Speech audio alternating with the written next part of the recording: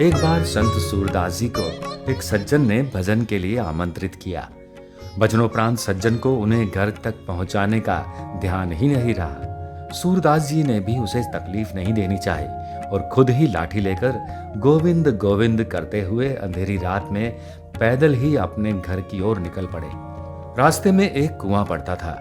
वो लाठी से टटोलते टटोलते भगवान का नाम लेते हुए बढ़ रहे थे कि उनके पांव और कुएं के बीच मात्र कुछ ही दूरी रह गई थी और तभी उन्हें लगा कि किसी ने उनकी लाठी पकड़ ली।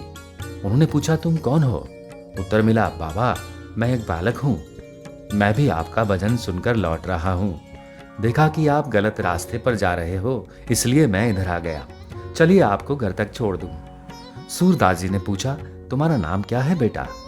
उत्तर मिला, बाबा अभी तक माँ ने मेरा नाम ही नहीं रखा है। सूरदास जी ने पूछा, तब मैं तुम्हें किस नाम से पुकारूं? उत्तर मिला, कोई भी नाम चलेगा बाबा। सूरदास जी ने रास्ते में और भी कई सवाल पूछे और तब उन्हें लगा कि हो ना हो ये कन्हैया ही है। वो समझ गए कि आज गोपाल खुद मेरे पास आए हैं, क्यों ना मैं इनका हाथ पकड़ लूं। और ये सोचकर अपना हाथ उस लाठी पर भगवान श्री कृष्ण की ओर बढ़ाने लगे। भगवान श्री कृष्ण उनकी ये चाल समझ गए।